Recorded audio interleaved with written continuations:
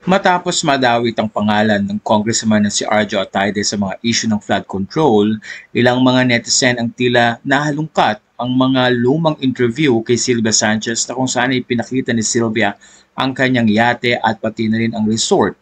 At ito nga ay na-feature sa interview ni Corina at ang bagong bahay na pinapatayo niya na na-interview naman ni Karen Davila. Kaya naman nagbigay ng pahayag ang mga malalapit na kaibigan ni Sylvia Sanchez at ipinagtanggol ang pamilya ni Sylvia. Kwento ni Alma Concepcion, ang mga bagay na meron si Sylvia ay noon pang 2021 bago pa man humabol bilang congressman si Arjo Atayde. Ayon sa kanya, paki-verify po ang mga petsa. Ang mga ari-arian tulad ng yate, rest houses na binabanggit sa balita ay nakita na namin noong 2021. Si Congressman Arjo Atayde ay nahalal noong 2022. Pakicheck po ang mga timeline kung kailan na-acquire ang mga ari-arian nila bago maghusga. Ito ang rest house na na-feature ni Miss K with Sylvia Sanchez and pakitignan ng petsa. Nabili nila bago pa man nakaupo si Congressman Arjo Atayde. Samantala nagbigay din ng kanyang pahayag ang aktres na si Ines Veneracion na isa rin sa mga malalapit na artista kay Sylvia. Sa kanyang Facebook account noong Webes September 11 ay binahagi ni Ines kung paano siya naging malapit na kaibigan ni Sylvia. Ayon sa kanya, akala daw niya ay untouchable si Sylvia Sanchez. I've known Ate Sylvia Sanchez in 2016. While I don't know the full extent of her wealth, one thing is certain, she's successful because of her hard work and dedication. Over the years, we've become close friends and she even became the godmother of my child.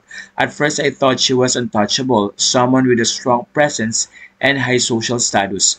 But I was wrong. As I got to know her better, I discovered the real her. Ikinuwento rin ni Ines Veneracion na nakita niya ang mga ari-arian ng pamilya ni Sylvia at kung paano nga ito naipundar at dahil na rin sa pagiging masipag at pagsusumikap ni Sylvia Sanchez bilang aktres.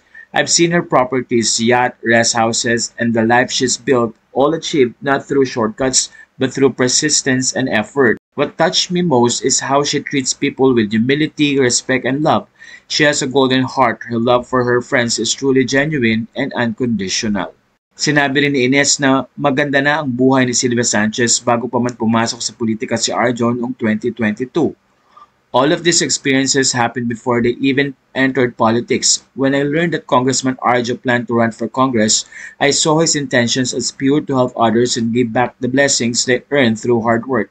It saddens me that many people judge without understanding the truth, hurling harsh words and accusations without consideration.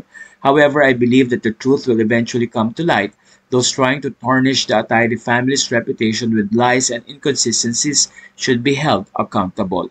They are the real thieves, stealing not only from the people but also from the truth. Samantala, isang madamdaming mensahe naman ang ibinigay ni Ines para kay Sylvia. To Ate Sylvia, Jojo Campo Atayde, stay strong. We know the truth and we believe in you.